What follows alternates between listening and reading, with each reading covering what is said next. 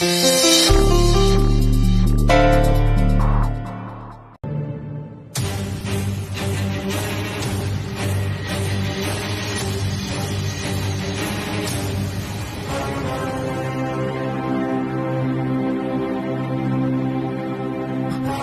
Sir.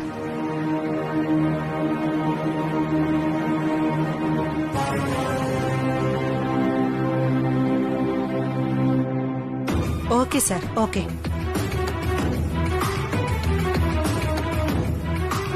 നിങ്ങൾക്ക് എന്താ അറിയേണ്ടത് ചോദിച്ചോളൂ. അധിക സമയം എടുക്കരുതെന്നേ ഉള്ളൂ. ഒരിക്കലുമില്ല മദർ. ഈ ഫോട്ടോയിൽ കണ്ട പെൺകുട്ടി ഇവിടെ വന്നിരുന്നോ എന്നും അവരെന്തിനാണ് വന്നതെന്നും അറിഞ്ഞാൽ മതി. അവള് വന്നിരുന്നു. വന്നത് ഐസിയുവിൽ മരിക്കാൻ കിടക്കുന്ന ഒരാളുടെ അവസാന ആഗ്രഹം സാധിച്ചു കൊടുക്കാനാ.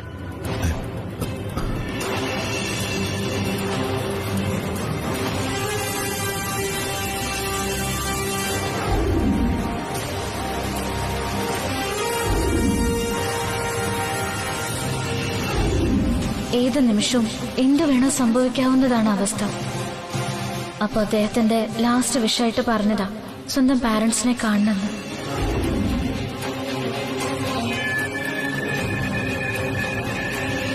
ആക്ച്വലി ആ കുട്ടിയെ സഹായിക്കാൻ ഞങ്ങൾക്ക് കഴിഞ്ഞില്ല. ഒരുപാട് വർഷങ്ങൾ പഴക്കമുള്ള സംഭവമല്ലേ. റെക്കോർഡ്സ് ഒന്നുമില്ല ഇവിടെ. എന്നിട്ട് ആ കുട്ടി എങ്ങോട്ടാ പോയത്? None of my business. ഇവിടുത്തെ പ്യൂണിനോട് ചോദിച്ച അവസാനം അവളെ എവിടെ കൊണ്ടുവിട്ടു എന്ന് പറയും. അയാളിപ്പോ പുറത്താണ്. കാത്തു നിൽക്കാൻ തയ്യാറാണെങ്കിൽ വന്നിട്ട് സംസാരിക്കാം. It's okay mother. ഞങ്ങൾക്ക് ആവശ്യമുണ്ടെങ്കിൽ വീണ്ടും വന്നോളാം. താങ്ക്സ്. You are welcome.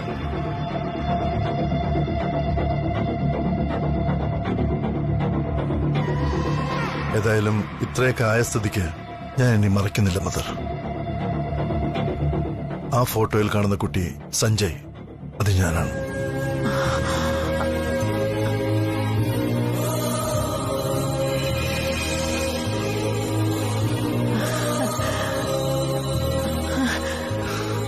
എനിക്കെന്റെ പാരന്റ്സിനെ കുറിച്ച് അറിയാനായില്ലെങ്കിലും ഈ സ്കൂളിൽ തിരിച്ചു വരാനും മദറിനെ വീണ്ടും ഒരിക്കൽ കൂടെ കാണാൻ കഴിഞ്ഞതിലും വളരെയധികം സന്തോഷമുണ്ട് എനിക്ക്.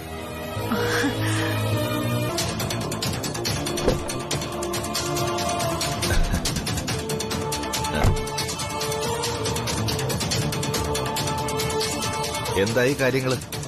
ദൈവസഹായം ചേട്ടൻ ശ്രീലക്ഷ്മിക്ക് നൽകിയ ഉദവി ഒന്നും വിടാതെ പറഞ്ഞു. അവള് പോയിരിക്കുന്നത് തിരുവട്ടാറുള്ള ഒരു അമ്പലത്തിലേക്കാണ്. ആ കുട്ടി എങ്കിരുന്നപ്പോ എവിടെ നേരം വെച്ച്? ഇപ്പോ അതൊരു 2 മണി നേരം ആറ്റി സാർ.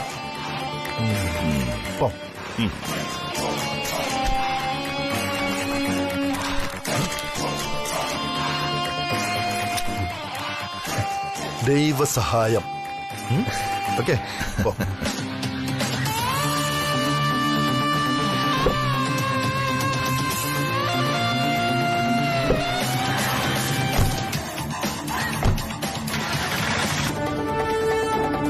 ചിലപ്പോ ശ്രീലക്ഷ്മിയുടെ വീട്ടുകാർ തന്നെ നിനക്കെതിരെ തിരിഞ്ഞാലും എനിക്ക് അതിശയം തോന്നില്ല. അതാണ് ഞാൻ പറഞ്ഞത്. ഇനിയും നമ്മൾ ഇതിന്റെ പുറകെ പോവാതെ നമുക്കുടൻ കമ്മീഷണറിനെ വിവരം അറിയിക്കാമെന്ന്. വെറുതെ ഓരോ പുലുവാല് പിടിച്ച് തലയെ വെക്കാതെ നമ്മൾ നിയമപരമായി കാര്യങ്ങൾ മുന്നോട്ട് നീക്കുന്നതാണ് ബുദ്ധി.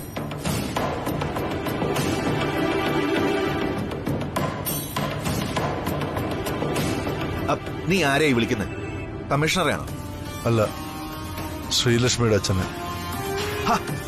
എടാ, നീ അയാളെ വിളിച്ച് എന്ത് പറയാൻ പോവുക? എനിക്ക് മനസ്സിലാവുന്നില്ല.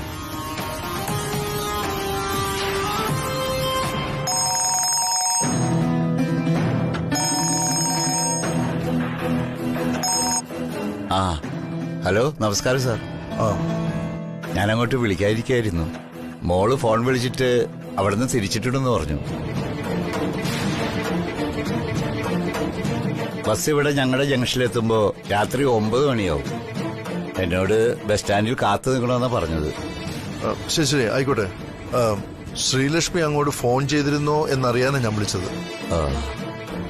9 മണിയാകുമ്പോ ഞാൻ വീണ്ടും വിളിച്ചോളാം. ശരി സാർ, ഫോൺ വെച്ചേക്കട്ടെ. ശരി.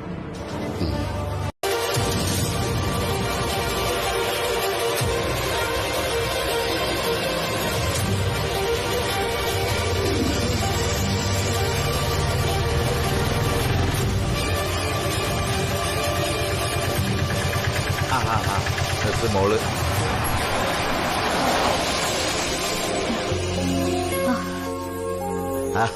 അച്ഛാ, അല്ല മോള് വന്നിട്ട് അധിക സമയമായോ? ആ, ഒരു 5 മിനിറ്റ് ആയി കാണും. ഞാൻ അച്ഛനെ വിളിക്കാൻ തുടങ്ങായിരുന്നു, പക്ഷെ ഫോൺ വർക്കിംഗ് അല്ല. അതിന് മോള് 9 മണിക്ക് എത്തുന്നല്ലേ പറഞ്ഞിരുന്നത്? ബസ് വിചാരിച്ചതിനേക്കാളും നേരത്തെ എത്തി അച്ഛാ. അല്ല മോളെ, സുഖം തന്നെയല്ലേ? ആ ചേട്ടാ, സുഖം. ചേട്ടന് സുഖല്ലേ? ആ. രമ്യ മോൾ എന്ത് പറയുന്നു? ആ, പരമസുഖം മോളെ. അവക്ക് പരീക്ഷയായി. ഓട്ടോ സ്റ്റാൻഡിലെത്തിയപ്പോഴേ ഈ സുഖം അവിടെ ഉണ്ടായിരുന്നു. പരിചയക്കാരനാവുമ്പോ ഡിസ്കൗണ്ട് കിട്ടൂലോ ഓർത്ത് വിളിച്ചതാ. ഡിസ്കൗണ്ട് ഒക്കെ അങ്ങ് തുണിക്കടയില്. ഇവിടെ ദിവസവും പെട്രോളിന് വില കൂടിക്കൊണ്ടിരിക്കുക. വിലയൊന്ന് കുറയട്ടെ, അപ്പൊ ഡിസ്കൗണ്ടിനെ പറ്റി നമുക്ക് ആലോചിക്കാം. അപ്പൊ ഈ ജമ്മത്തിൽ തന്റെ കയ്യിൽ നിന്ന് ഡിസ്കൗണ്ട് കിട്ടില്ല എന്നർത്ഥം. പറഞ്ഞിട്ട് കാര്യമില്ല. ആ മോള് കേറ്. അതെ, നടക്ക്.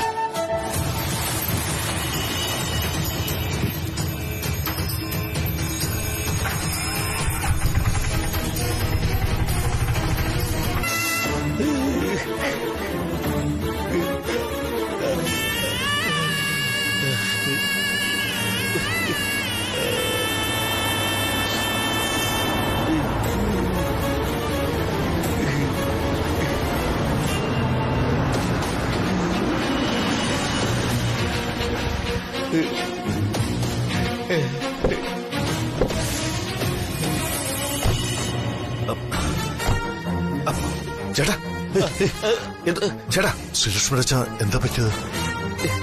സാർ, ആരോ കുറച്ചുപേര് കാറിൽ വന്ന് എന്റെ മോളെ പിടിച്ചോണ്ട് പോയി. ശ്രീലക്ഷ്മിയുടെ അച്ഛൻ വിഷമിക്കണ്ട. ശ്രീലക്ഷ്മിക്ക് ഒരാപത്തും പറ്റില്ല. ഞാൻ ഉറപ്പ് തരാം. രാജാറാം, താൻ ഇദ്ദേഹത്തിന് ആവശ്യമുണ്ടെങ്കിൽ ഹോസ്പിറ്റലിൽ കൊണ്ടുപോകണം, അല്ലെങ്കിൽ വീട്ടിലേക്ക്. ഹോസ്പിറ്റലൊന്നും പോണു സാർ, എനിക്ക് എന്റെ മോളെ കണ്ടാ മതി. അവരെന്തിനാ? ശ്രീലക്ഷ്മിക്ക് ഒന്നും സംഭവിക്കില്ല. ഒരു പോറല് പോലും ഏൽക്കാതെ ഞാൻ മടക്കി കൊണ്ടുവരും. ധൈര്യമായിട്ടിരിക്കുക. അവരേത് ഭാഗത്തേക്ക് പോയത്? അങ്ങോട്ടേക്കാണ് സാർ. ഓ, രാജാറാം, ഇദ്ദേഹത്തെ കൊണ്ടുപോയിക്കോ. ചേട്ടാ,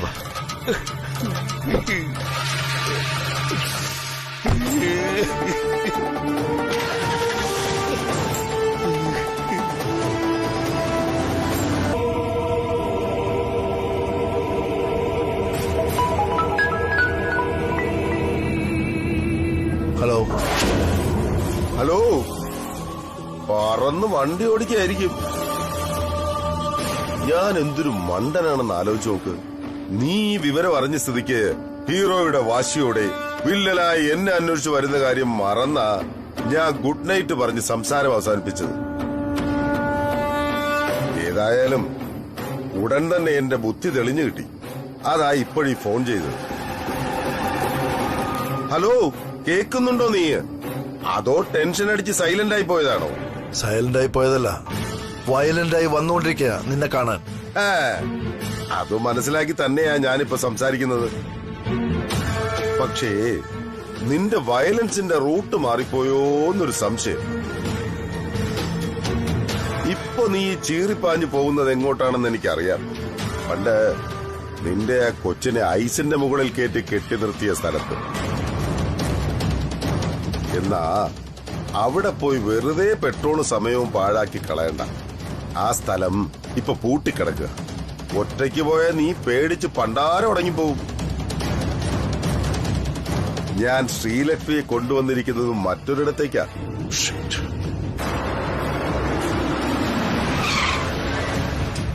എവിടെ സ്ഥലം? പറയാം, പക്ഷേ അതിനു മുൻപ് നിന്റെ ബുദ്ധി ചോർന്നു പോയിട്ടില്ലെങ്കിൽ ഞാൻ പറയുന്നത് നീ ഒന്ന് ശ്രദ്ധിച്ച് കേൾക്ക്. കുട്ടി പേടിച്ചു പോയെന്ന് തോന്നുന്നു. പേടിക്കണ്ട, തൽക്കാലം കുട്ടിയെ ഞാൻ ഒന്നും ചെയ്യില്ല. എനിക്ക് വേണ്ടത് ചെറിയൊരു കടലാസാണ്. അതുകൊണ്ടൊരാൾ ഇപ്പൊ വരും. കുട്ടിയുടെ രവിചന്ദ്രവർമ്മൻ സാറ് തന്നെ. അയ്യോ, രവി ഈ കഥയിൽ എങ്ങനെ കയറി വന്നു എന്നുള്ള അമ്പരപ്പായിരിക്കും. അത് സ്വാഭാവികമല്ലേ? ഹീറോയിനെ വില്ലൻ പിടിച്ചോണ്ട് പോയാൽ ഹീറോ അന്വേഷിച്ച് പിന്നാലെ വരണം. The great Indian tradition. Ramayanam മുതലുള്ള പതിവാ. നമ്മളത് തെറ്റിക്കാൻ പാടില്ല. നിങ്ങൾക്ക് എന്താ വേണ്ടത്? പറഞ്ഞില്ലേ, ഒരു ചെറിയ കടലാസ്.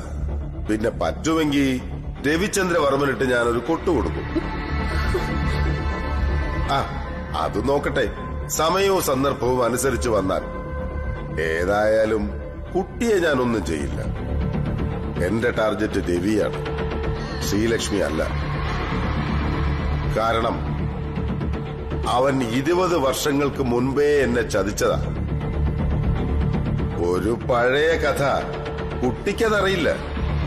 അവൻ കാരണം ഞാൻ ജയിലിലെ ഭക്ഷണം കുറേ കഴിച്ചതാ.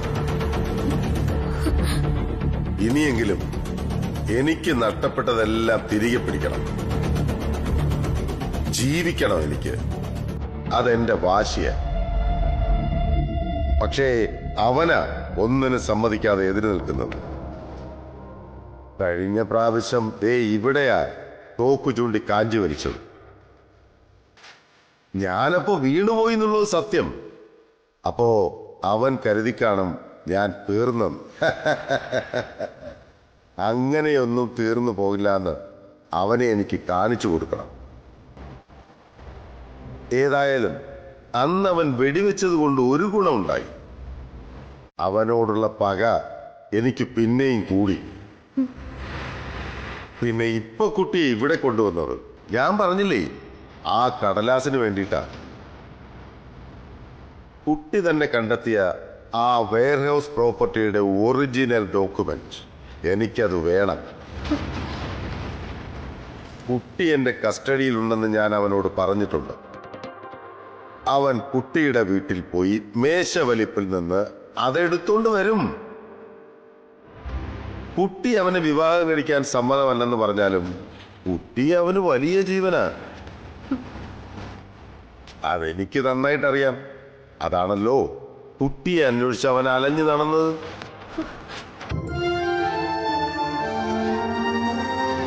ആ, പറഞ്ഞിട്ട് കാര്യമില്ല. ശരി മോളെ, പറ്റുമെങ്കിൽ നീ വാ. ശരി. സരോജം, നീ എന്തിനാ ഇവിടെ വന്ന് നിൽക്കുന്നത്? ആരായിരുന്നു ഫോണില്? കൃഷ്ണയാ. പത്മിനിയൊക്കെ ഉറങ്ങി, അവൾ ഇങ്ങോട്ട് വരാന്ന്. അല്ല, വയ്യാത്ത അച്ഛനെന്തിനാ ഇപ്പൊ ഇങ്ങോട്ട് വന്നത്? അച്ഛൻ പോയി കിടക്കാൻ നോക്ക്. കിടന്നിട്ട് ഒരു സ്വസ്ഥതയില്ല സരോജം, പറഞ്ഞാൻ പറ്റുന്നില്ല. അത് ശരി. അപ്പോ എനിക്ക് സ്വസ്ഥതയുണ്ടെന്നാണോ ശ്രീലക്ഷ്മി കരുതുന്നത്?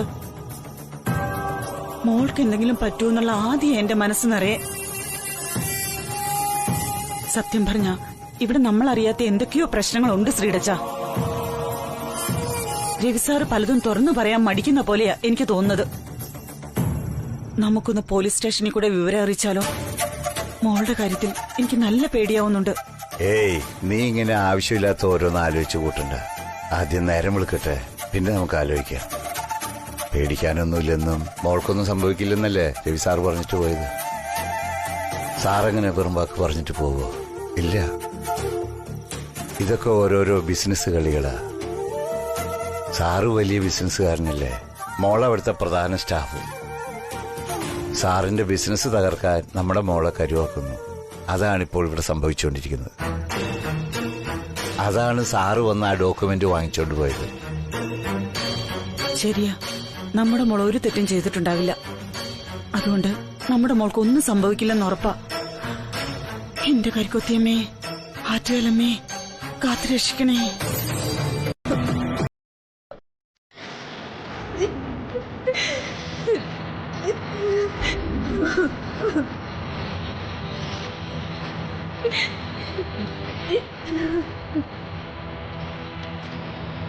അതേ, ഇവിടെ റൊമാൻസിന് പറ്റിയ സ്ഥലമല്ല കുട്ടി.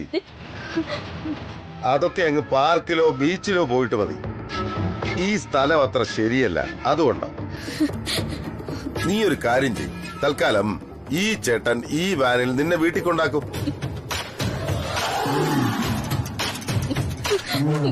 ദേവി സാർ ഇവിടെ നിൽക്കട്ടെ. അവനുമായിട്ട് എനിക്ക് ചില പഴയ കണക്കുകൾ സംസാരിക്കാനുള്ളതാ.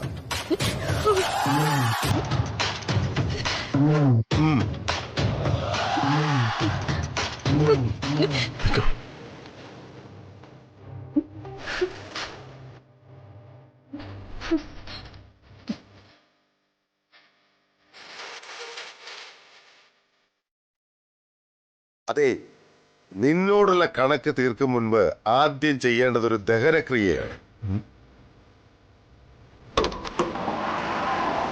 രാജനന്ദിനിയുടെ സ്വത്തുക്കളിൽ എനിക്ക് അവകാശമില്ലെന്ന് പറയുന്ന ഈ കരാറ് കത്തിക്കാൻ.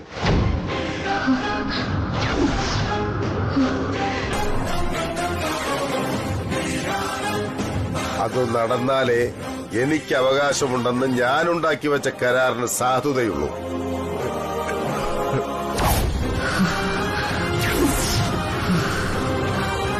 സോ രാജനന്ദിനി ചത്തതുപോലെ അവളുണ്ടാക്കിയ ഈ കരാറും നശിക്കണം, നിന്റെ മുന്നിൽ വെച്ച് തന്നെ.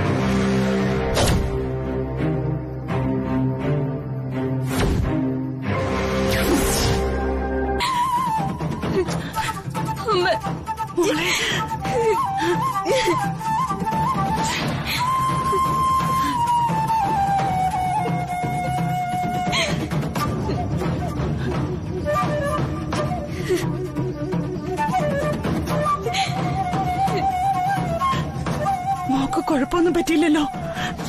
ഞങ്ങള് വല്ലാതങ്ങ് പേടിച്ചുപോയി. കുഴപ്പമൊന്നുമില്ല അമ്മ, എല്ലാം ഓക്കെയാണ്.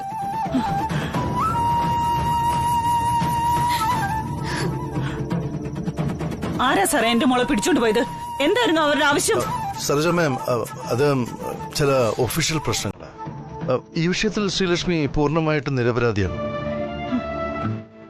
എനിക്ക് തന്നോടുള്ള പ്രണയം ഉരുകി പോകുന്ന ഒരു മഞ്ഞുകെട്ട പോലെ ആയിരുന്നില്ല. It was solid Sreelakshmi, solid like A rock. പക്ഷെ തന്റെ അച്ഛൻ പോലും നമ്മുടെ വിവാഹത്തിന് സംബന്ധിച്ചപ്പോ എനിക്ക് പോലും ഇപ്പോഴും കൃത്യമായിട്ട് അറിയാത്ത എന്റെ ഭൂതകാലത്തിന്റെ പേരിലാണ് താൻ എന്നെ തള്ളി പറഞ്ഞത്. That was disgusting and disappointing.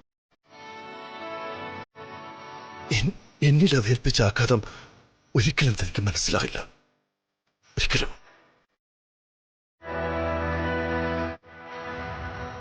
ഇനിയിപ്പോ ഒരപേക്ഷയുണ്ടോ? എന്നെങ്കിലും താൻ എൻ്റെ അമ്മയെ അന്വേഷിച്ച് കണ്ടെത്തുകയാണെങ്കിൽ താനത് എന്നോട് നേരിട്ട് പറഞ്ഞു തരണം. മറ്റൊന്നിനുമല്ല, ഒന്ന് കാണണം. പ്രസവിച്ച സ്ത്രീയല്ലേ, എന്തിനാ എന്നെ ഉപേക്ഷിച്ചെന്ന് അവരോട് ചോദിക്കണം. അത് മാത്രം മതി, അത് മാത്രം. ഏതായാലും എനിക്കിപ്പോ പെറ്റമ്മയില്ലാത്തതിൽ യാതൊരു സങ്കടവുമില്ല സുരേഷ്. കാരണം ഒരു പോറ്റം വേണ്ട എനിക്കിപ്പോ.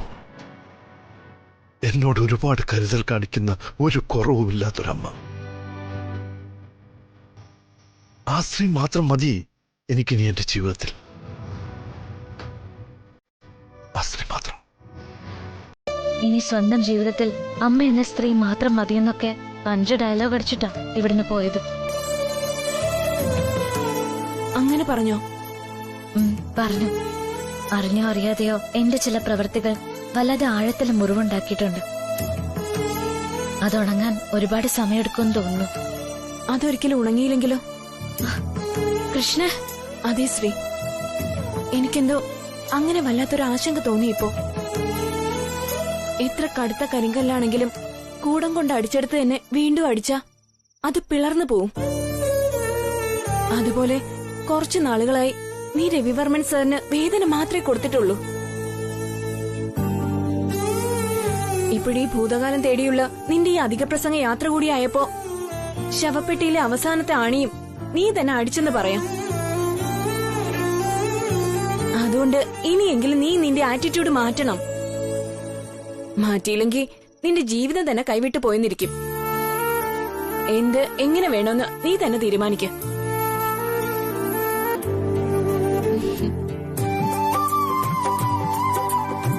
Good morning.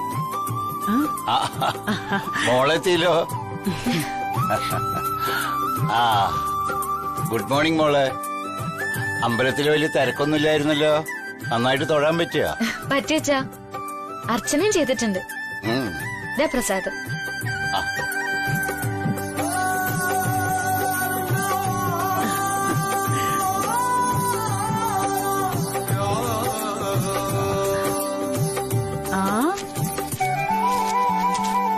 ഇത് 2-3 അർച്ചനയുണ്ടല്ലോ.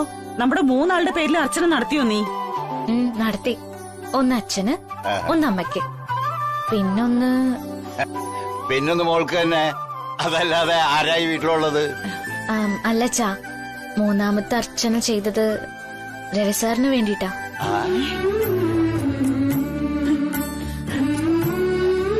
രവിവർമ്മ സാറിന് വേണ്ടിട്ടോ? എന്റെ കരിക്കുത്തിയമ്മേ, നീ പറഞ്ഞ സത്യമാണോടി? അതെ അമ്മേ.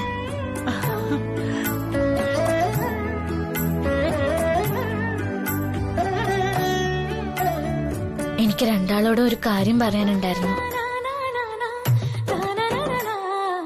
അതിനുള്ള മനോധൈര്യം കിട്ടാനാ രാവിലെ ഞാൻ അമ്പലത്തിൽ പോയത് തന്നെ. എന്താ മോളെ കാര്യം? നീ പറഞ്ഞോ, കേൾക്കാൻ ഞങ്ങള് തയ്യാറാ. അത് പിന്നെ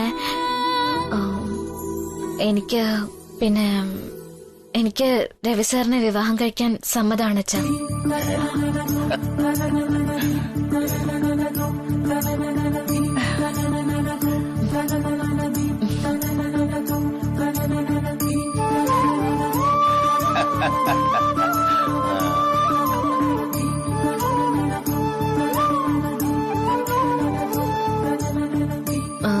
നമുക്ക് ആ വിവാഹം ഉടനെ നടത്തണം.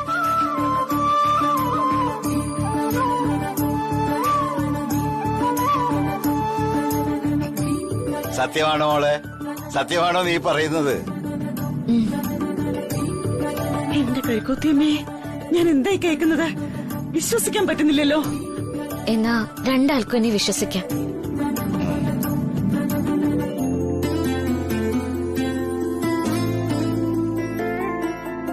ഈ ഞാൻ കാരണം എല്ലാവരുടെയും മനസ്സ് ഒരുപാട് വിഷമിച്ചു കഴിഞ്ഞു. അച്ഛൻ പോലും നമ്മുടെ വിവാഹത്തിന് സമ്മതിച്ചപ്പോഴാ ഞാൻ അങ്ങനെയൊക്കെ എതിര് പറഞ്ഞത്. അതൊരിക്കലും രവി സാറിനോടുള്ള ഇഷ്ടക്കേട് കൊണ്ടായിരുന്നില്ല. മറിച്ച് എനിക്ക് എന്നും സാറിനോട് അത്രയ്ക്ക് ഇഷ്ടവും ബഹുമാനവും കടപ്പാടുവേ തോന്നിയിട്ടുള്ളൂ. പറയുമ്പോ ഇതൊക്കെ കേൾക്കാൻ നല്ല കാര്യ. പക്ഷേ എന്തിനായിരുന്നു നിന്റെ ദുർവാശി? അതുകൊണ്ട് നീ എന്താ ഉദ്ദേശിച്ചത്? അല്ലെങ്കിൽ എന്താ നേടിയത്? അത് പറഞ്ഞാലല്ലേ ഞങ്ങൾക്ക് മനസ്സിലാവും. എനിക്കത് എങ്ങനെ നിങ്ങളോട് പറഞ്ഞു മനസ്സിലാക്കണമെന്ന് അറിയില്ല അമ്മേ. എന്റെ മനസ്സും ശരീരവും കടന്നുപോയ വഴികളും ഇപ്പോഴെനിക്ക് പറയാൻ പറ്റില്ല. ദയവ് ചെയ്ത് പഴയതുകളൊന്നും നിങ്ങൾ എന്നോട് ചോദിക്കരുത്. ഹലോ. അമ്മേ നമസ്കാരം. ഞാനാണ് സുദർശനൻ. നമസ്കാരം. നമസ്കാരം. എന്തൊക്കെയുണ്ട് വിശേഷങ്ങൾ? ആദ്യമായിട്ടാണല്ലോ എന്നെ ഫോണിൽ വിളിക്കുന്നത്. അതെ അതെ, ആദ്യമായിട്ടാ. അതൊരു നല്ല കാര്യത്തിനാവുമ്പോ സന്തോഷം തോന്നുന്നു. അല്ല, അവിടെ അമ്മയ്ക്ക് സുഖം തന്നെയല്ലേ? ശാരീരികമായ അസുഖമൊന്നുമില്ല. പക്ഷേ മാനസികമായി അങ്ങനെയാണോന്ന് ചോദിച്ചാ അല്ലാന്ന് പറയേണ്ടി വരും. അതെന്തുകൊണ്ടാ ഏതുകൊണ്ടാണെന്ന് പറയാതെ അറിയാമല്ലോ സുദർശന്. അറിയാം അമ്മ, മനസ്സിലായി. പക്ഷെ ആ മനോവിഷമെല്ലാം തീരാൻ സമയമായെന്ന് തോന്നുന്നു. അമ്മയെ എനിക്ക് അത്യാവശ്യമായിട്ടൊന്ന് കാണണമല്ലോ. ഞാൻ എപ്പോ അങ്ങോട്ട് വന്ന് അമ്മയെ കാണാൻ പറ്റും? എപ്പോ വേണമെങ്കിലും വന്നോളൂ, ഞാൻ ഇവിടെ തന്നെയുണ്ട്. എന്താ ഇത്ര അത്യാവശ്യമായി കാണാൻ വരാൻ? നല്ല ഉത്സാഹത്തിലാണല്ലോ സംസാരിക്കുന്നത്. എന്താ വിശേഷം അവിടെ? അത് ഞാൻ നേരിട്ട് വന്നിട്ട് പറയാമ്മ. പറ്റുമെങ്കിൽ ഇന്ന് തന്നെ, ഇപ്പൊ തന്നെ വരും. കാര്യങ്ങളെല്ലാം നമ്മൾ ആഗ്രഹിച്ച പോലെ മംഗളമായി നടക്കുന്നൊരു തോന്നല്. എല്ലാം ഞാൻ നേരിട്ട് വന്നിട്ട് വിശദമായിട്ട് സംസാരിക്കാം. ഇപ്പൊ ഞാൻ ഫോൺ വെക്കുക. ശരി.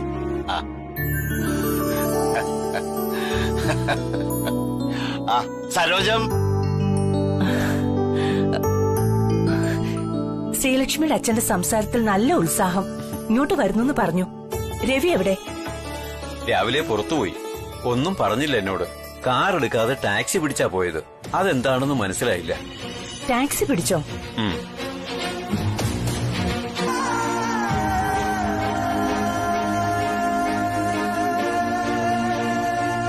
സമ്മതിക്കുന്നു, ഒരു തെറ്റ് ഞാൻ ചെയ്തു പോയി.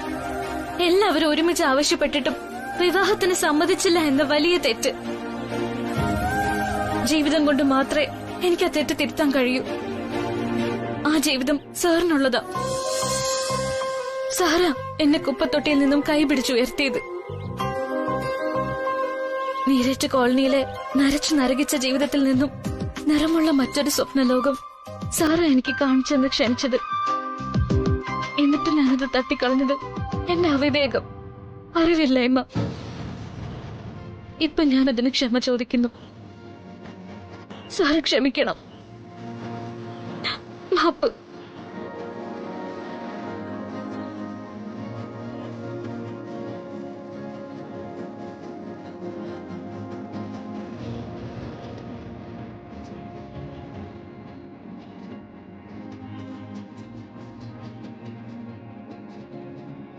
എനിക്കറിയാം, കഴിഞ്ഞ കുറെ നാളായി ഞാൻ സാറിൽ നിന്നും അകന്നു നിൽക്കായിരുന്നു.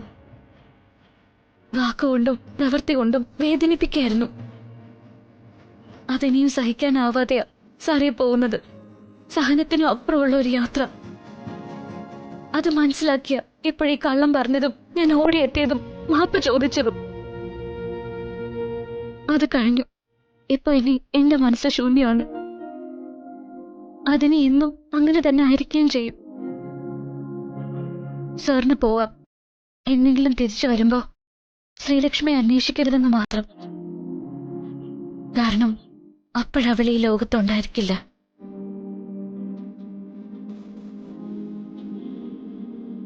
രവിവർമ്മനില്ലാത്ത ലോകത്ത് ശ്രീലക്ഷ്മി ജീവിച്ചിരിക്കില്ല എന്നർത്ഥം.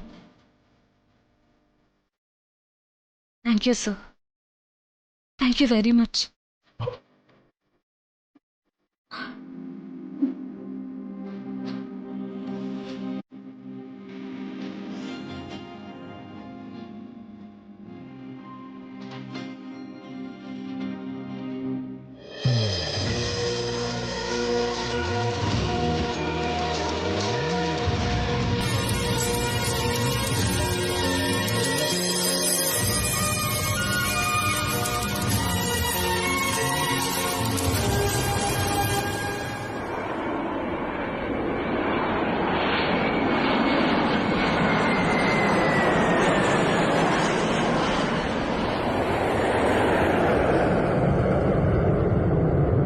ശ്രീലക്ഷ്മി,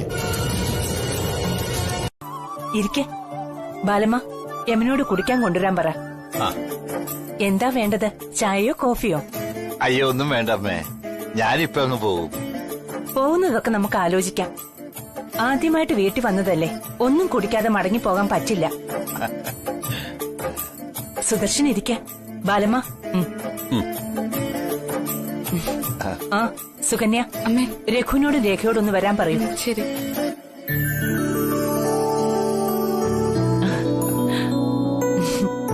പിന്നെ എന്തുണ്ട് വിശേഷങ്ങള്?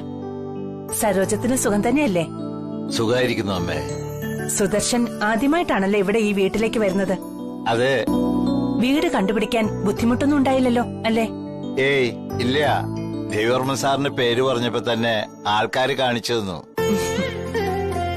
സത്യം പറഞ്ഞ ഇതുവരെ ഇവിടെ വരാതിരുന്നതിൽ വിഷമം തോന്നി. ഏയ് അതൊന്നും സാരമില്ല.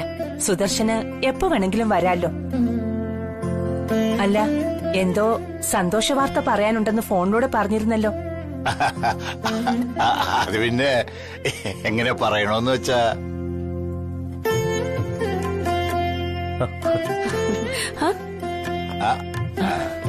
അല്ല ഇതാര്? നമസ്കാരം സാർ. നമസ്കാരം മാഡം. നമസ്കാരം. നമസ്കാരം.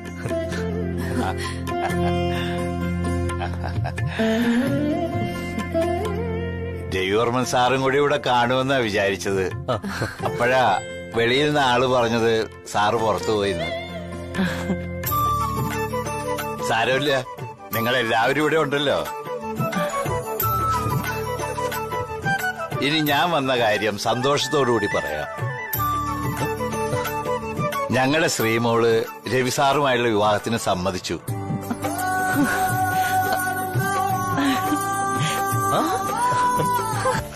അതേടോ, സ്വപ്നം കാണുക.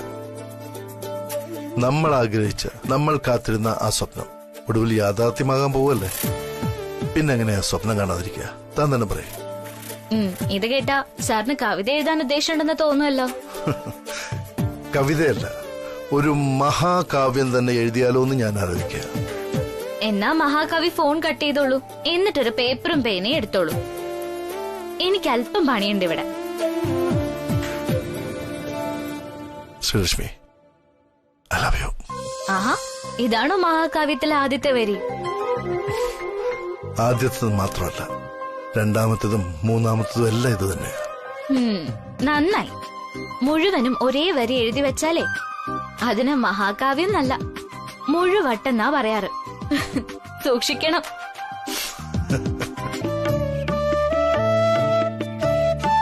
അമ്മേ നാരായണ, ദേവി നാരായണ, ലക്ഷ്മി നാരായണ, ഭദ്രേ നാരായണ. അമ്മേ നാരായണ, ദേവി നാരായണ, ലക്ഷ്മി നാരായണ, ഭദ്രേ നാരായണ. അമ്മേ നാരായണ, ദേവി നാരായണ. മോളെ ശ്രീ, നീ ഇങ്ങോട്ടൊന്ന് വന്നേ. ഭദ്രേ നാരായണ. അമ്മേ നാരായണ, ദേവി നാരായണ, ലക്ഷ്മി നാരായണ, ഭദ്രേ നാരായണ. സത്യം പറഞ്ഞാ കുറെ നേരമായിട്ട് ആലോചിക്കായിരുന്നു ഈശ്വരമ്മ ഒന്ന് കണ്ടെങ്കിലെന്ന്. പ്രാർത്ഥിച്ചു കഴിഞ്ഞില്ല. ദാ ഈശ്വരമ്മ മുന്നിൽ വന്നു. വരൂ, അകത്തേക്കിരിക്കാം. വേണമെന്നില്ല. സന്തോഷമുള്ള കാര്യങ്ങൾക്കും നമ്മൾ പങ്കാളികളാവണല്ലോ. മഹാസങ്കടങ്ങളുടെ കാലം മാറുമെന്നും അമ്മയുടെ തീരുമാനം എന്തായിരുന്നുവെന്നും നീ ഇപ്പോൾ തിരിച്ചറിഞ്ഞില്ലേ? സത്യമായിട്ട് തിരിച്ചറിഞ്ഞു ഈശ്വരമ്മേ. ഈശ്വരമ്മയുടെ വാക്കുകൾ മാത്രാണ് ഞാൻ അന്നും ഇന്നും വിശ്വസിക്കുന്നത്. അമ്മ എന്നും എപ്പോഴും നിന്നോടൊപ്പം ഉണ്ടാവും. എല്ലാം മോളുടെ ആഗ്രഹം പോലെ തന്നെ ഭംഗിയായി നടക്കും. ധൈര്യമായിട്ടിരുന്നോളൂ.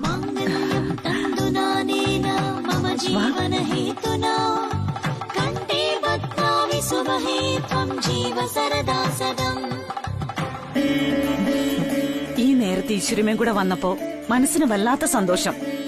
ആ സന്തോഷം എപ്പോഴും നിലനിൽക്കട്ടെ.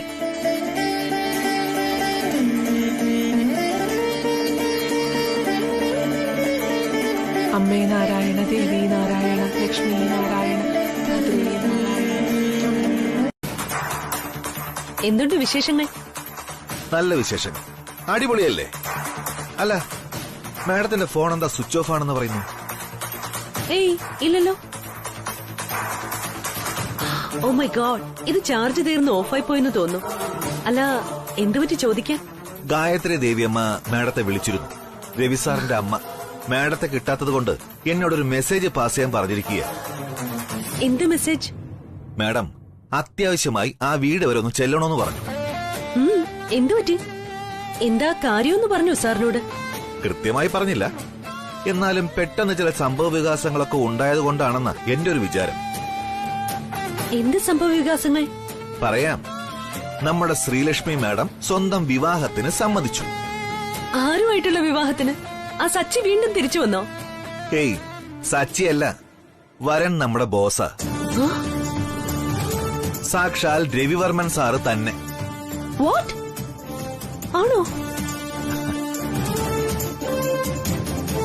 ഓ മൈ ഗോഡ്, അൺബിലീവബിൾ. രവിവർമ്മൻ സാറിന് വേണ്ടാന്ന് പറഞ്ഞ ആള് ഇപ്പൊ വീണ്ടും വിവാഹത്തിന് സമ്മതിച്ചെന്നോ? ഭയങ്കരം തന്നെ. Rajaram sir, let me tell you one thing. അവൾക്ക്, ഈ ശ്രീലക്ഷ്മിക്ക്, അവൾക്ക് മെന്റലി എന്തോ പ്രശ്നമുണ്ട്. ഈ വിവാഹം നടന്ന രവിവർമ്മൻ സാറിന്റെ ലൈഫ് കട്ടപ്പോകുകയാണെന്ന് ഉറപ്പാ. ആയിരിക്കാം. പക്ഷേ ഈ വാർത്ത അറിഞ്ഞ് രവിവർമ്മൻ സാറിന്റെ വീട്ടിലുള്ളവരും ശ്രീലക്ഷ്മി മാഡത്തിന്റെ വീട്ടിലുള്ളവരും വളരെ സന്തോഷത്തിലാ. മാഡം മാത്രം എന്താ പിന്നെ ഇങ്ങനെ പറയുന്നേ? കാര്യമുണ്ട്. അല്ല, ഞാനൊരു ചോദ്യം അങ്ങോട്ട് ചോദിക്കട്ടെ. ഈ ഓന്തിനെ പോലെ മിനിറ്റിന് നിറം മാറുന്ന ഒരു സ്ത്രീയോടൊപ്പം എന്ത് ധൈര്യത്തിലാ രവിവർമ്മൻ സാർ ജീവിക്കാൻ പോകുന്നത് എന്നൊക്കെ ചോദിച്ചാൽ എനിക്ക് മറുപടി ഇല്ല മാഡം. പക്ഷേ ഒരു കാര്യം ഞാൻ പറയാം, രവിവർമ്മൻ സാർ ആ കുട്ടിയെ ഒരുപാട് ഇഷ്ടപ്പെടുന്നു. എന്തൊക്കെയോ സംഭവിച്ചെങ്കിലും ശ്രീലക്ഷ്മി മാഡം ഇപ്പോൾ വിവാഹത്തിന് സമ്മതിച്ച സ്ഥിതിക്ക് നമ്മളതിനെ സപ്പോർട്ട് ചെയ്യാണ് വേണ്ടത്. ഈ അവതാര പ്രവിയിൽ ഒടുവിൽ നീ വിവാഹത്തിന് സമ്മതിച്ചല്ലോ. Happy ഗേളിന് congratulations. ഇനി പറ, നിനക്ക് ഞാൻ എന്ത് സമ്മാനം വാങ്ങി തരേണ്ടത്? അയ്യോ, ഈ സന്തോഷം ഷെയർ ചെയ്യാൻ. അയ്യോ, നീ ഒരു സമ്മാനവും വാങ്ങി തരണ്ട. ഈ പിടി ഒന്ന് വിട്ടു തന്നാ മാത്രം മതി. വിട്ടു. ഞാൻ പിടിച്ചപ്പോഴല്ലേ നിനക്ക് വലിയ സങ്കടം. ഇപ്പൊ രവി സാറായിരുന്നെങ്കിലോ നീ പിടിവിടാൻ പറയുമായിരുന്നോ? ഇല്ലല്ലോ. അയ്യോടാ, പെണങ്ങല്ലേ എന്റെ ചക്കരെ. എന്നാ ഞാൻ നിന്നെ കെട്ടിപ്പിടിക്കാം. അപ്പൊ തീരില്ലേ നിന്റെ ഈ പരിഭവമെല്ലാം.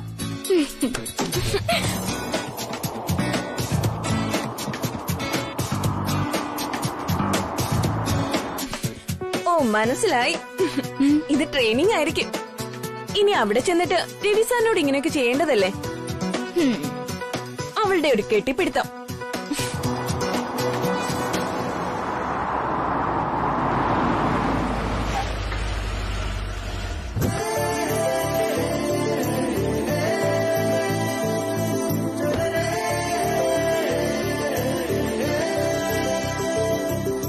മാഡം പിടിവിട്ടെ, ഞാൻ നിനക്കൊരു സമ്മാനം തരാനാ വന്നത്. നിന്റെ വീട്ടിൽ തന്നെയുള്ള നിനക്കുള്ളൊരു സമ്മാനം. എന്റെ വീട്ടിൽ എനിക്കുള്ള സമ്മാനോ? അതെ, ഇപ്പൊ ഞാൻ എടുത്തോണ്ട് വരാം. ഒരു മിനിറ്റ്.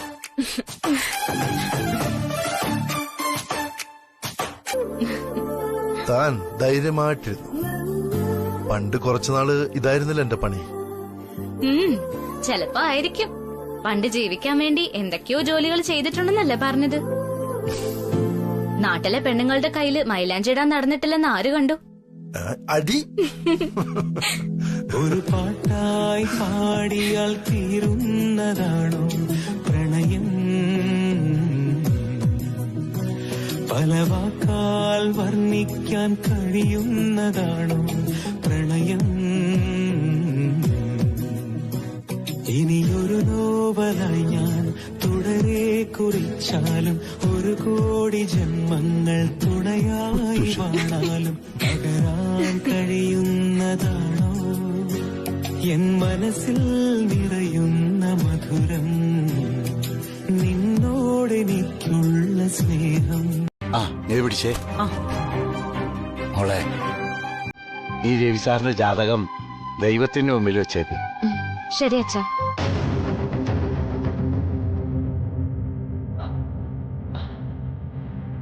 സരോജം, ചിലപ്പോ ഞാൻ വരാൻ അല്പം വൈകും.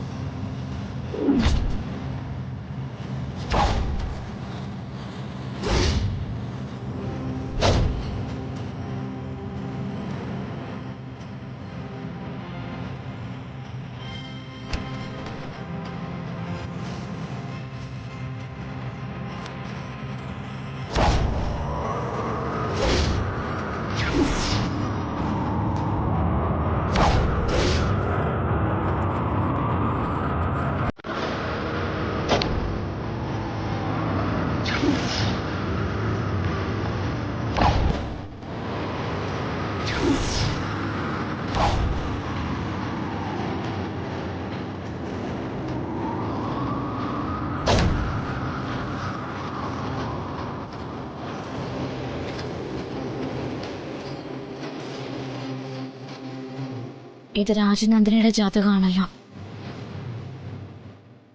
ഇത് സാറിന്റെ ജാതകത്തോടൊപ്പം ഇരിക്കണ്ട, അകത്തുകൊണ്ട് വെച്ചാടെ.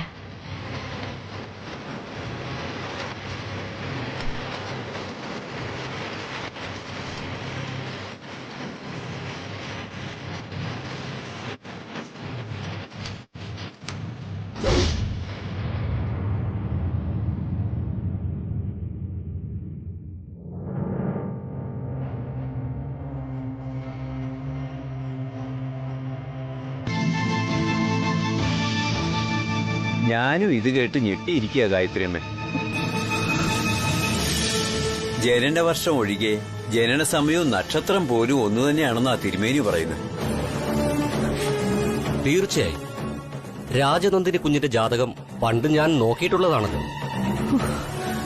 രണ്ടും തമ്മിൽ വളരെ സാമ്യമുണ്ട്. ആണ്ടൊഴികെ മാസവും തീയതിയും നക്ഷത്രവും സമയവും ഉൾപ്പെടെ. എന്നുവെച്ചാ ഇത് വലിയ കുഴപ്പമാവോ തിരുമേനി? ഇത് രണ്ടും തമ്മിൽ എന്തെങ്കിലും ബന്ധമുണ്ടാവോ എന്ന് ചോദിച്ചാൽ കൃത്യമായിട്ട് ഉത്തരം എനിക്കറിയില്ല പറയാൻ. പക്ഷേ ഗായത്രി അമ്മ പറയുന്ന ജ്യോത്സ്യൻ ശിവസുബ്രഹ്മണ്യത്തിന് ചിലത് കണ്ടുപിടിച്ച് പറയാൻ പറ്റും. നമുക്ക് ഈ ജാതകം ഉടൻ തന്നെ അദ്ദേഹത്തിനെ ഏൽപ്പിക്കണം. ഗായത്രി അമ്മ നേരിട്ട് തന്നെ.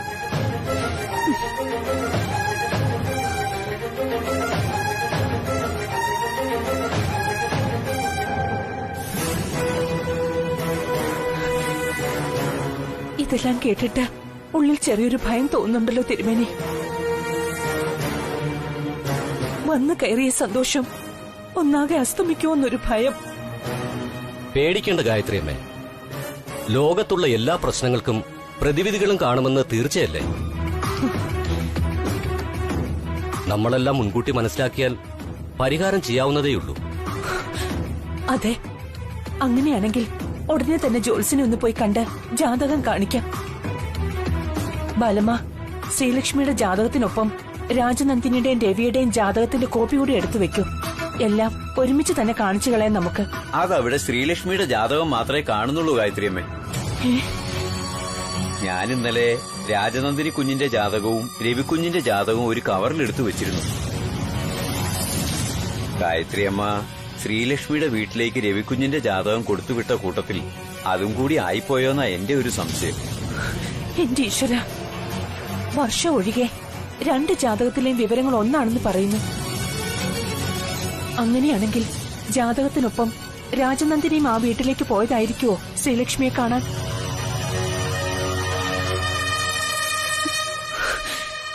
എനിക്കൊന്നും മനസ്സിലാകുന്നില്ലല്ലോ. അയ്യോ, അത് കൊള്ളാം. ഇവിടെ ഇപ്പൊ കല്യാണ ചെറുക്കൻ സാറല്ലേ. നിശ്ചയത്തിന്റെ തീയതിയൊക്കെ സാറിനോട് ചോദിച്ചിട്ടല്ലേ തീരുമാനിക്കേണ്ടത്. അതാണ് അതിന്റെ ഒരു പ്രോട്ടോകോളും. ഓ ശരി, ആയിക്കോട്ടെ. എങ്കിൽ എനിക്ക് പൂർണ്ണ സമ്മതമാണ്. എന്ന് വേണമെങ്കിലും നിശ്ചയം നടത്താം. ഇനിയിപ്പോ കല്യാണം ആദ്യം നടത്തിയിട്ട് നിശ്ചയം പിന്നീട് നടത്തിയാലും ഞാൻ ഓക്കെയാണ്. എന്തേ, നമുക്ക് അങ്ങനെ നടത്തിയാലോ? അവന്റെ ഒരു തമാശ. അല്ല, ഒരു പുതുമയായിക്കോട്ടെ. അതെ, പുതുമയും പുരപ്പുറം തൂക്കലും ഒന്നും വേണ്ട. എല്ലാം പാരമ്പര്യപ്രകാരം തന്നെ നടന്നാ മതി. എന്നാ ഞാൻ ഈ വിവരം ഇപ്പൊ തന്നെ ശ്രീലക്ഷ്മിയുടെ വീട്ടിലേക്കൊന്ന് വിളിച്ച് സംസാരിക്കട്ടെ. വാ Balamma.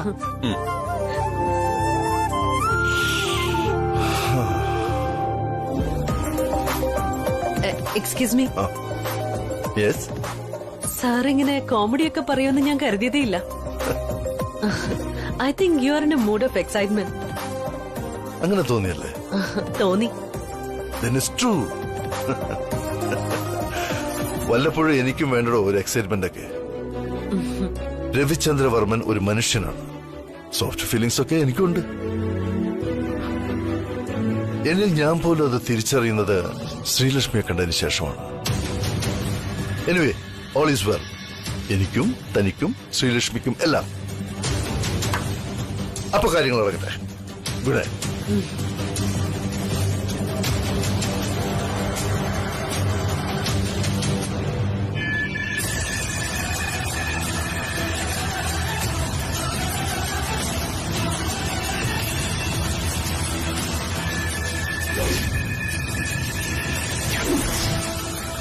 No sir, all is not well. എത്ര ലാഘവത്തോടെയാ എന്റെ മുഖത്ത് നോക്കി സാറിന് ഇങ്ങനെയൊക്കെ പറയാൻ തോന്നിയത്.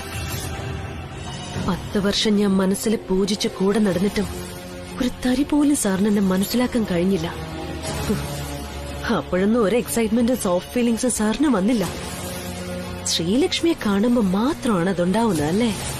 എന്നാ സാർ കേട്ടോളൂ, ഈ സാൻഡ്ര മുറിവേറ്റൊരു സ്ത്രീയാണിപ്പോ. ഈ മുറിവിനും ഈ ചോരയ്ക്ക് ഈ കണ്ണീരിനും വില തരാതെ ഈ കല്യാണം നടക്കില്ല. നടത്താൻ സമ്മതിക്കില്ല ഞാൻ. ഇത് സാൻഡ്രയുടെ വാക്കാ. ആഹാ, നീന്താടി എന്നെപ്പ നീരേറ്റ് കോളനിന്ന് പേര് വിട്ടുവിടാൻ തീരുമാനിച്ചോ? പേര് വെട്ടലൊന്നും അല്ല ചേച്ചി. നാളെ വലിയൊരു VIP ഭാര്യയാകാൻ പോവല്ലേ. അപ്പൊ നമ്മളെയൊക്കെ കണ്ട പിടിച്ചില്ലെങ്കിലോ? അത് നീ ശ്രീലക്ഷ്മി ഇനി ഒരു ജന്മം കൂടി ജനിക്കണം.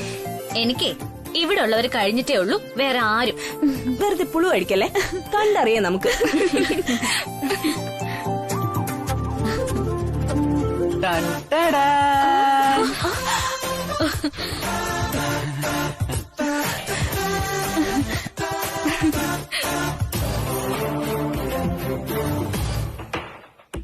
നീ ഇതെപ്പോ എത്തി?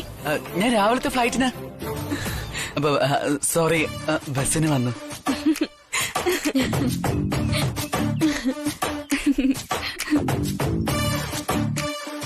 ആ ശ്രീലക്ഷ്മി, ഇവിടുത്തെ കാര്യങ്ങളൊക്കെ കൃഷ്ണ വിളിച്ചു പറഞ്ഞു.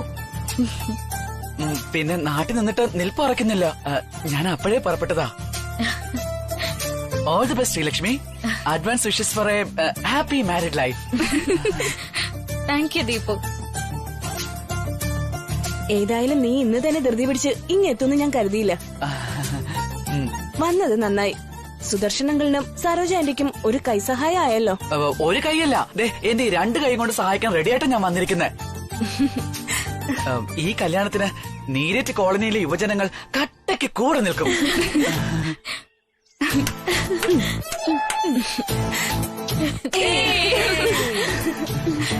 മരക്കഴുത, അവൻ കെട്ടേണ്ട പെണ്ണിനെയാ വേറൊരുത്തിനെ കെട്ടാൻ വേണ്ടി സഹായിച്ചു കൊടുക്കാൻ ഓടി വന്നിരിക്കുന്നത്. അപ്പൊ കേട്ടല്ലോ, ഈ നിശ്ചയത്തിന്റെയും കല്യാണത്തിന്റെയും ഈവന്റ് മാനേജ്മെന്റ് മുഴുവൻ ഈ ദീപു ആയിരിക്കും. എന്തൊക്കെ വേണോന്ന് സുദർശൻ അങ്കിളിനോടും സരോജ ആന്റിയോടും സംസാരിക്കാൻ ഞാൻ അങ്ങോട്ട് വരുന്നുണ്ടെന്ന് പറഞ്ഞേക്കെ. ആന്റി കാപ്പി എടുത്ത് വച്ചേക്കാ. ഞാൻ രാവിലെ ഒന്നും കഴിക്കാതെ വന്നത്. കാപ്പി കുടിച്ചിട്ട് ഞാൻ അങ്ങോട്ട് വരാം. ശരി, ബൈ. വാ കൃഷ്ണ. ഈ വിവാഹം നടന്നാൽ എന്റെ മകളെ വിവാഹം കഴിക്കുന്നയാൾക്ക് ജീവഹാനി സംഭവിക്കുമെന്ന് ജോത്സ്യർ ഒരു കള്ളം പറയണം. അത് മതി ഈ കല്യാണം മുടങ്ങാൻ. എങ്ങനെ? ഇതൊരു പ്രേമവിവാഹമാണ്. അയാൾ മരിച്ചുവോ എന്നറിഞ്ഞാൽ താൻ കാരണം അത് സംഭവിക്കരുതെന്ന് കരുതി അവൾ പിന്മാറും. ചെറുക്കന്റെ അമ്മയും ഇതറിഞ്ഞാൽ ഈ വിവാഹത്തിന് സമ്മതിക്കില്ലെന്ന് ഉറപ്പാ. ഓ, അത് ശരി. ഇപ്പോ കള്ളം പറയണമെന്ന് പറയാൻ തന്നെ സുദർശൻ ചേട്ടൻ ഒരുപാട് ബുദ്ധിമുട്ടിയില്ലേ? അപ്പോ സത്യമുള്ള ഈ സ്ഥലത്തിരുന്ന് ഞാനിത് എങ്ങനെ മറ്റുള്ളവരോട് പറയുമെന്നാണ് ചേട്ടൻ കരുതുന്നത്? വേദങ്ങളും ശാസ്ത്രങ്ങളുമൊക്കെ ഗുരുമുഖത്ത് നിന്നും പഠിച്ച് ഗുരുത്വമുള്ള ഒരാളാണ് ഞാൻ. ഒരിക്കലും കള്ളം പറഞ്ഞ് നടക്കേണ്ട കാര്യങ്ങളെ തടയാൻ എനിക്ക് കഴിയില്ല സുദർശൻ ചേട്ടാ. കാരണം ഞാൻ പറയുന്ന ഓരോ വാക്കും ഗ്രഹങ്ങളുടെയും നക്ഷത്രങ്ങളുടെയും കണക്ക് നോക്കി എന്റെ ഗുരു എന്നെ കൊണ്ട് പറയിപ്പിക്കുന്നതാണ്. ആ നാവ് കൊണ്ട് കള്ളം പറഞ്ഞ് ചതിക്കാൻ എനിക്ക് കഴിയില്ല. ഇനി അഥവാ എത്ര കള്ളം പറഞ്ഞാലും അവർ തമ്മിൽ ഒരുമിച്ച് ചേരേണ്ടവരാണെങ്കിൽ ഒരുമിച്ച് ചേരുക തന്നെ ചെയ്യും. എന്തുണ്ട് വിശേഷങ്ങൾ? വിശേഷങ്ങളൊക്കെ ആ വീട്ടിലല്ലേ? എന്തൊക്കെയായി നിശ്ചയത്തിന്റെ തയ്യാറെടുപ്പുകൾ? എല്ലാം ഭംഗിയായിട്ട് നടക്കുന്നു സർ. Very good. ആദ്യമായിട്ടാണല്ലോ താൻ എന്നെ വീഡിയോ കോൾ വിളിക്കുന്നത്. നിശ്ചയം ഉറപ്പിച്ചില്ലേ സർ? ഇനി ധൈര്യമായിട്ട് എനിക്ക് സാറിനെ വിളിക്കാമല്ലോ. മുമ്പ് നമ്മള് വീഡിയോ കോള് വിളിച്ചിട്ടുണ്ട്. സാറ് മറന്നുപോയതാ. ആണല്ലേ? സോറി. ഏതായാലും അടക്കവും ഒതുക്കവും ഉള്ള പെൺകുട്ടികൾ വിവാഹത്തിന് മുമ്പ് പയ്യനെ ഇങ്ങനെ വിളിക്കാൻ പാടില്ലെന്നാണ് നിയമം. ആണോ? എങ്കിൽ ശരി, ഞാൻ ഫോൺ വെക്കാണേ. ടാറ്റാ, ബൈ. വെക്കല്ലേ, ഞാൻ പഴയൊരു ആചാരം പറഞ്ഞതേ ഉള്ളൂ. ഇപ്പൊ അതിനൊക്കെ ലൈസൻസ് കൊടുത്തിട്ടുണ്ട്. നമുക്ക് എങ്ങനെ വേണമെങ്കിലും വിളിക്കാം. അല്ല, ഞാനിട്ട് തന്നെ മൈലാഞ്ചി ഇപ്പോഴും കയ്യിലുണ്ടല്ലോ അല്ലേ? അതോ മാഞ്ഞു പോയോ? ഇല്ല, ദേ നോക്കിയേ, ഇപ്പോഴും അത് കൈ തന്നെ ഉണ്ട്. കോളനിയിലെ എന്റെ ഫ്രണ്ട്സിനൊക്കെ ഇത് വളരെ ഇഷ്ടപ്പെട്ടു. ഇത് ആരിട്ടെന്നാ അവര് ചോദിച്ചേ. അത് ശരി. അപ്പൊ താനെന്ത് പറഞ്ഞു? ഞാനുള്ള സത്യം പറഞ്ഞു. വർമ്മൻ ഗ്രൂപ്പ് ഓഫ് കമ്പനി തലവൻ രവിചന്ദ്ര വർമ്മൻ ഇട്ടു തന്നതാന്ന്. ഓ മൈ ഗോഡ്. അപ്പോ താൻ എന്നെ നാണം കെടുത്തി അടങ്ങും അല്ലേ? ഏയ്, ഞാനത് പറഞ്ഞപ്പോ അവർക്കൊക്കെ ഭയങ്കര അതിശയം തോന്നി. സാറിന് ഈ പണി അറിയാവോന്ന് ചോദിച്ചു അവര്. ഏയ്, അങ്ങനെ ആവാൻ സാധ്യതയില്ലല്ലോ. സാറിന് വേറെ പണി ഇല്ലേ എന്നായിരിക്കും അവർ ചോദിച്ചത്. ചോദിക്കും. സാറിനെ ഇൻസൾട്ട് ചെയ്ത് സംസാരിച്ചാ ഞാൻ കേട്ടോണ്ടിരിക്കില്ലെന്ന് അവർക്ക് അറിയാം. ഓ, ആയിക്കോട്ടെ. ബോസ് അല്ല, GD. എന്തായി തന്റെ തേങ്ങ കച്ചവടമൊക്കെ? നന്നായി നടക്കുന്നില്ലേ അവിടെ? നടക്കുന്നുണ്ട് GD സർ, കുഴപ്പമില്ല. എന്നാ കുഴപ്പമുണ്ട്. നമ്മുടെ കച്ചവടം നന്നായി നടക്കുന്നില്ല ഇപ്പോ. ത്രിവിക്രമന് അഡ്വാൻസ് ആയി കുറച്ച് പണം ഞാൻ ഏൽപ്പിച്ചിരുന്നു. അയ്യോ, ഓർമ്മയുണ്ട്, നന്നായിട്ട് ഓർമ്മയുണ്ട് സർ. ത്രിവിക്രമൻ ആരുടെ എന്തെങ്കിലും കാശ് വാങ്ങിയിട്ടുണ്ടെങ്കിൽ കൃത്യമായും അതിന്റെ ഉത്തരവാദിത്വം കാണിച്ചിരിക്കും GD സർ. ഞാനിപ്പോ ഇങ്ങോട്ട് വന്നത് തന്നെ പുതിയൊരു വിശേഷമായിട്ടാ. നല്ല കാര്യം, പറയ് കേക്കട്ടെ. അവിടെ ആ പെങ്കൊച്ചിൻ രവിവർമ്മനുമായിട്ടുള്ള വിവാഹ നിശ്ചയം തീരുമാനിച്ചു. നാളെയാണ് മുഹൂർത്തം. ഓ, അത് ശരി. അത് നല്ലൊരു വാർത്തയാണല്ലോ ത്രിവിക്രമ. തന്നെ ക്ഷണിച്ചില്ലേ നിശ്ചയത്തിന്? പിന്നെ അതെന്തൊരു ചോദ്യം GD സർ. ഞങ്ങളൊന്നുമില്ലെങ്കിൽ അയൽക്കാരല്ലേ. എന്നെ വിളിച്ചില്ലെങ്കിലും അവരെന്റെ അനിയത്തെ വിളിക്കുമെന്ന് ഉറപ്പാ. അതിന്റെ കൂടെ ഞാനും കൂടെ അങ്ങ് ചെല്ലും, അത്ര തന്നെ. അയൽവക്കത്തൊരു സദ്യ ഉള്ളത് മുടക്കാൻ പാടില്ലല്ലോ. എന്നാൽ അത് മുടങ്ങും. തനിക്ക് നാളെ ആ സദ്യ ഉണ്ണാനുള്ള ഭാഗ്യം ഉണ്ടാവില്ല. മനസ്സിലായില്ല എന്നുവെച്ചാ? എടോ, തനിക്ക് സദ്യ ഉണ്ണണമെങ്കിൽ നാളെ ആ നിശ്ചയം നടക്കണ്ടേ? ഓ, അങ്ങനെ മനസ്സിലായി.